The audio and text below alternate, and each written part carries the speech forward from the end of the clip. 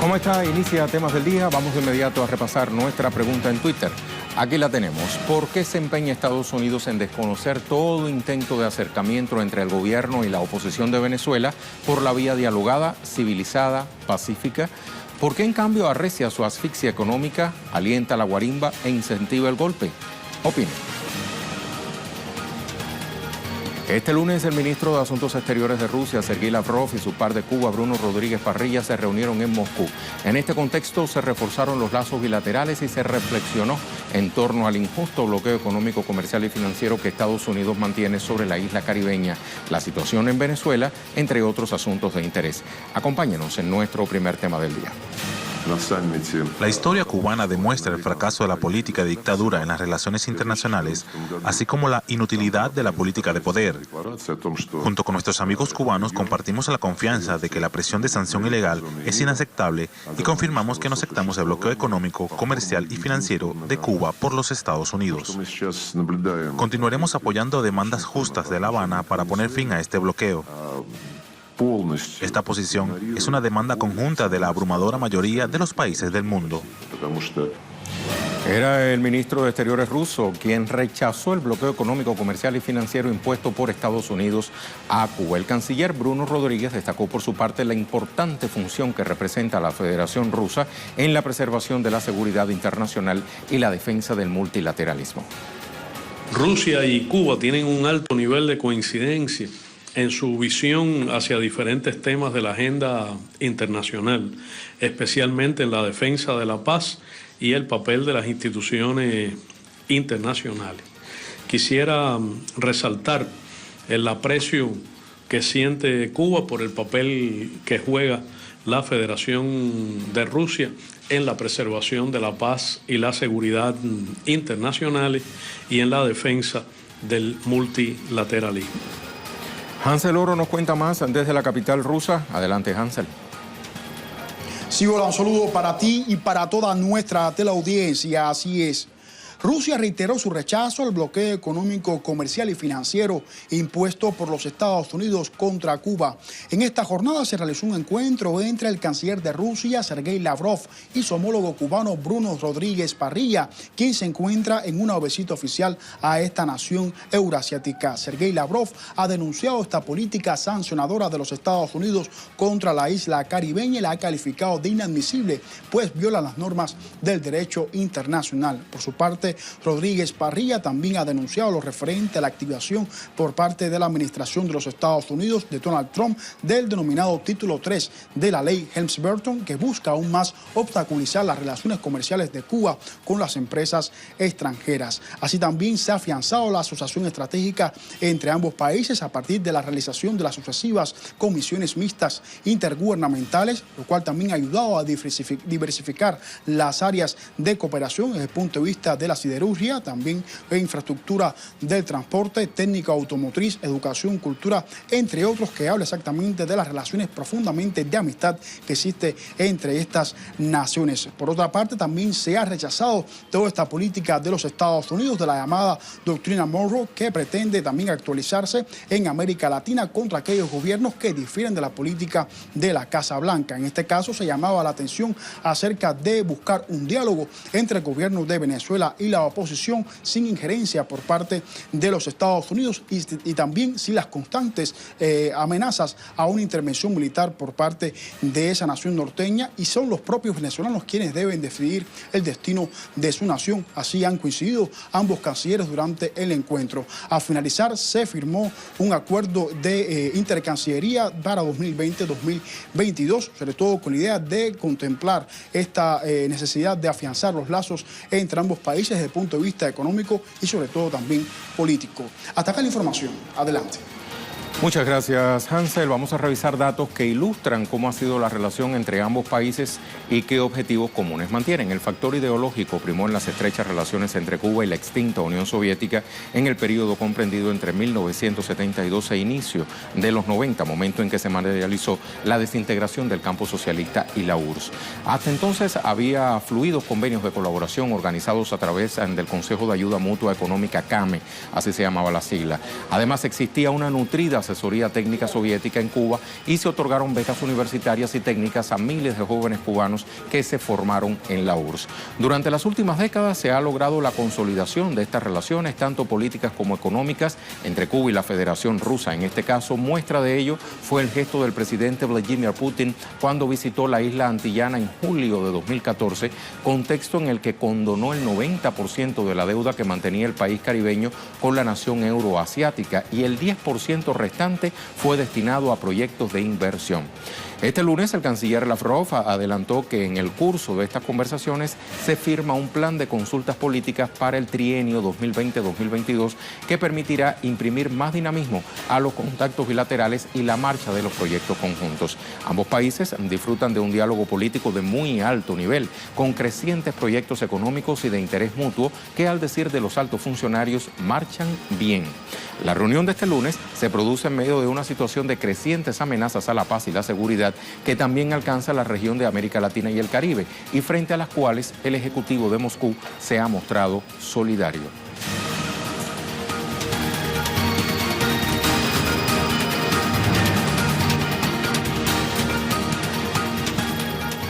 Nuestra imagen del día nos lleva hasta el norte de Perú, pero antes de la imagen del día, aquí tenemos la pregunta del día. Se me pasaba, pero nunca es tarde si la dicha es buena.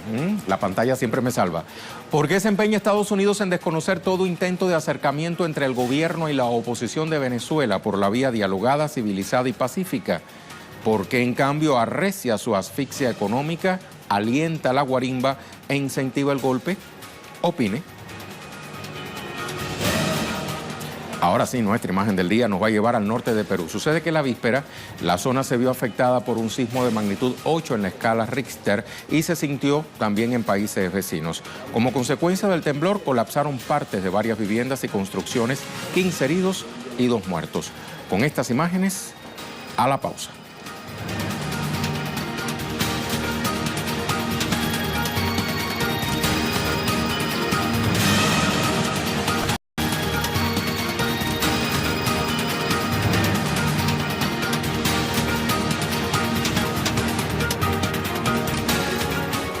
El gobierno de Venezuela envía una delegación a Noruega para continuar el diálogo de paz con la oposición. La reunión ha sido confirmada a través de un comunicado de la canciller de Noruega, Ine Eriksen Søreide.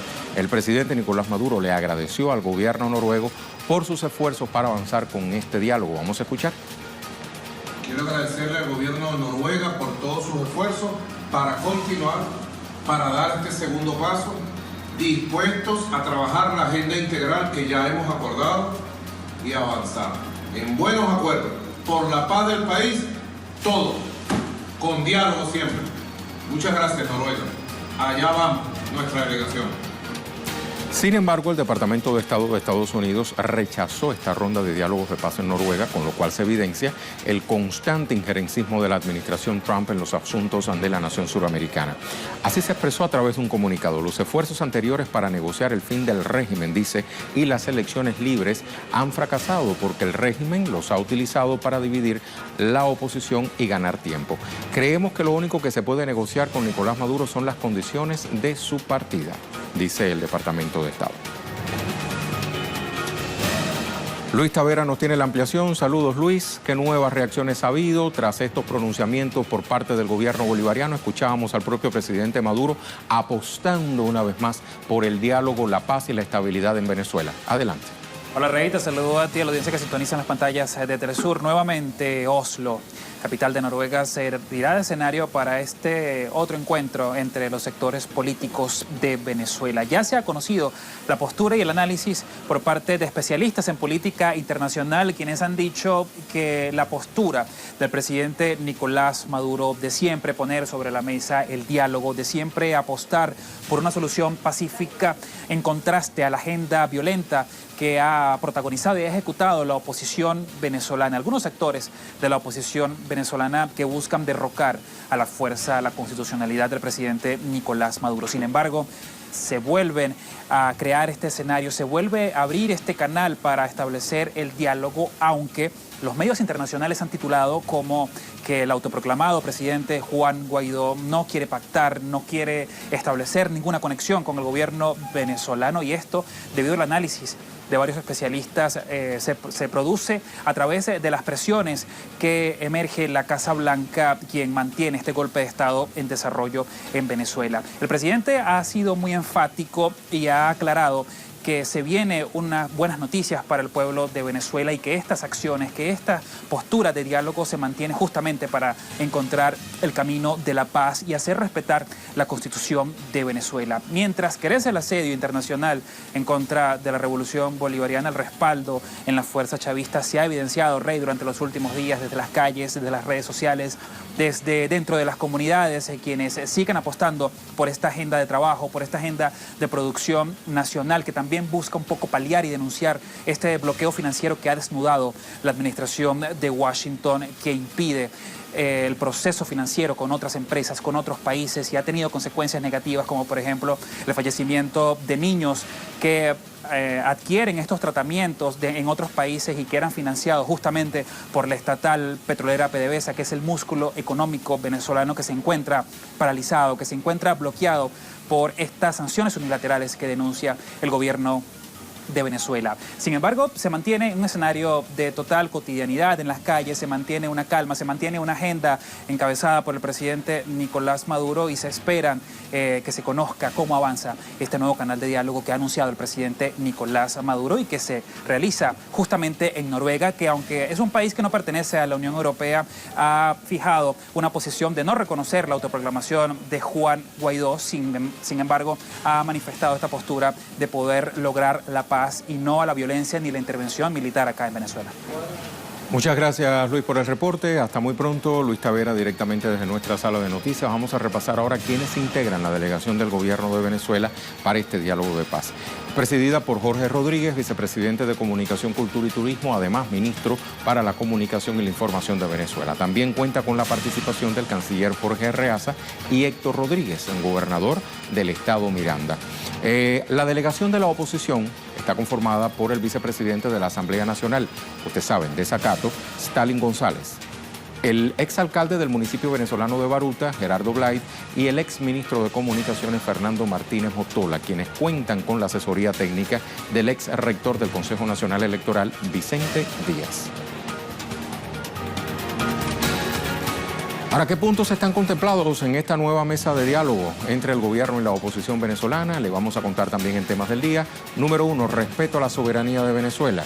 Número 2, respeto al derecho a la paz que tiene Venezuela. Tercero, levantamiento de sanciones. Cuarto, que se establezca un mecanismo para solucionar por vías pacíficas las diferencias que haya entre el gobierno y la oposición. Y quinto, el respeto a la no injerencia de otros gobiernos a los asuntos internos de la nación bolivariana.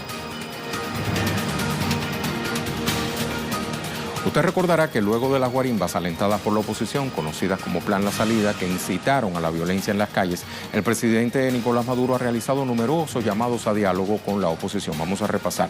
Ha habido más de 600 llamados a dialogar, desde 2003, incluso un año antes de las mencionadas acciones de calle, como parte de una política de paz, reconciliación y respeto a la soberanía.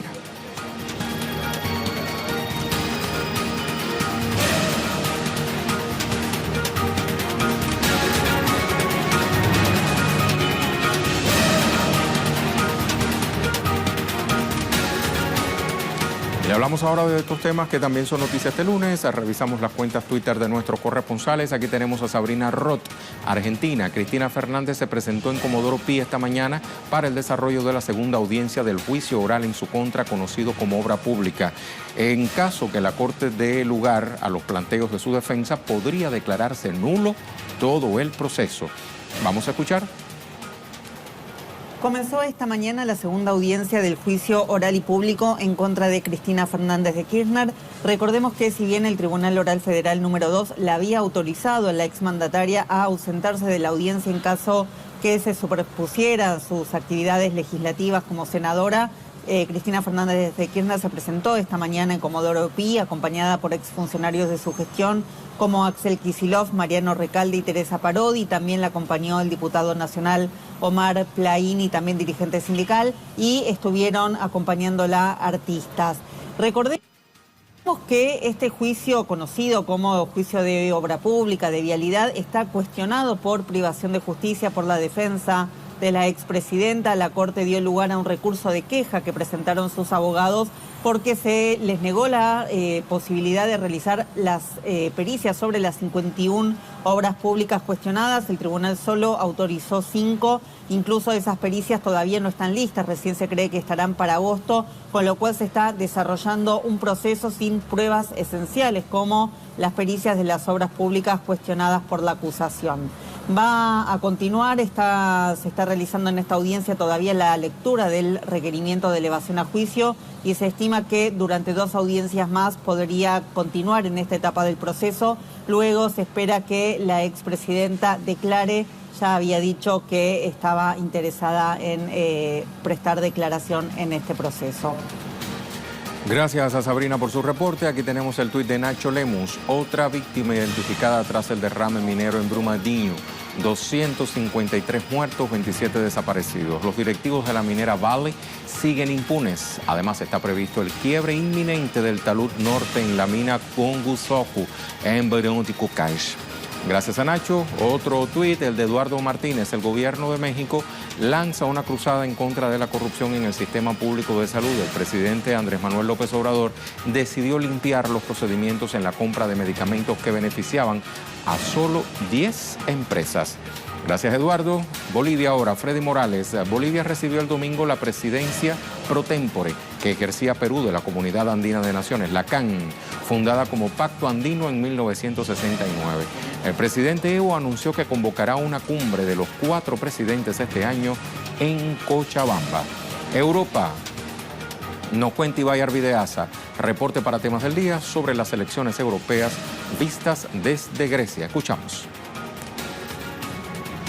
Buenas noches, saludos a toda nuestra audiencia desde Atenas, Grecia. Continúa el recuento casi 24 horas después de las elecciones europeas. Aquí en Grecia, 85% prácticamente escrutado y no ha habido cambios significativos, es decir, se confirma la rotunda victoria de la derecha, la derrota de Syriza por más de 10 puntos y en estos momentos lo único que está en juego es si el único eurodiputado que ha logrado el partido de Varoufakis, Bien 25, entra o no, porque está rozando el 3,01%. El 3% es lo mínimo que se necesita para entrar en la Eurocámara.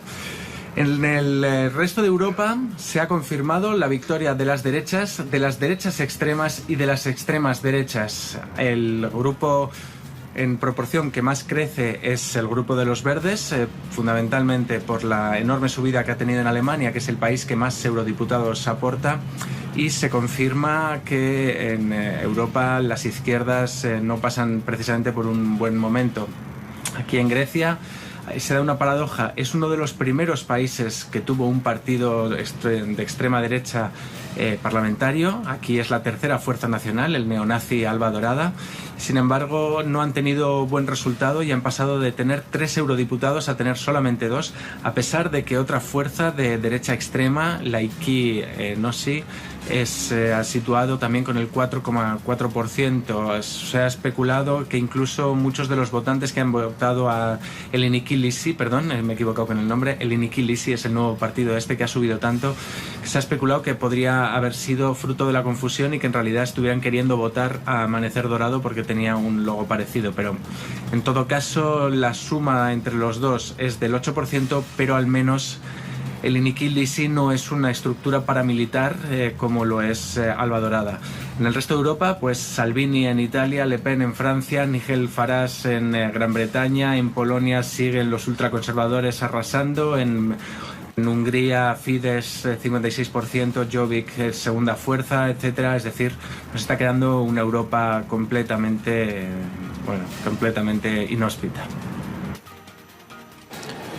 Muchas gracias a Ibai por este resumen informativo de lo acontecido la víspera en torno a las elecciones europarlamentarias. Y aquí tenemos el tuit de Hisham Wanuns. El ejército árabe sirio durante el peinado de las localidades liberadas en el campo norte de Hama encontró un hospital de campaña de los terroristas, cascos blancos con equipos médicos, máscaras antigas y uniformes antisustancias tóxicas de fabricación alemana. Gracias a Hichan, pasamos al tema en desarrollo.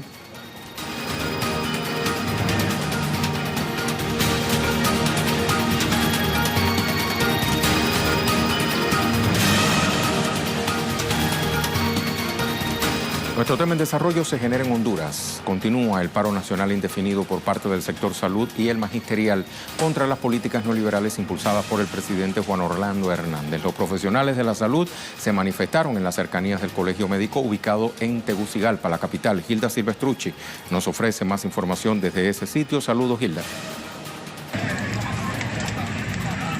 Que fueron reprimidos maestros y estudiantes de medicina y médicos, se desplazaron hacia una de las vías de Tegucigalpa donde se mantiene el paro hasta que el gobierno acceda a retroceder con estos decretos de privatización que fueron aprobados hace tiempo.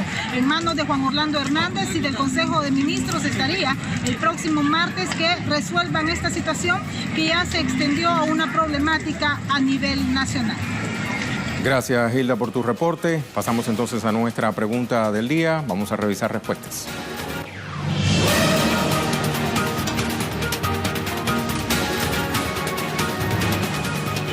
Repasamos primero la pregunta: ¿por qué se empeña Estados Unidos en desconocer todo intento de acercamiento entre el gobierno y la oposición de Venezuela por la vía dialogada, civilizada, pacífica?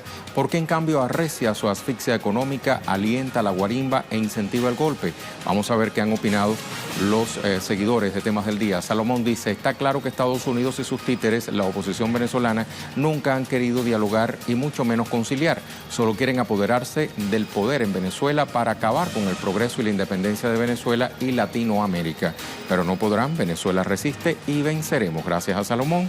Otra más, Miguel Bolaño dice: es obvio que Estados Unidos quiere sacar a Maduro del poder para imponer un gobierno de derecha y acabar con el chavismo. Por eso no acepta el diálogo entre la oposición y el gobierno para solucionar los problemas del país. Gracias a Miguel.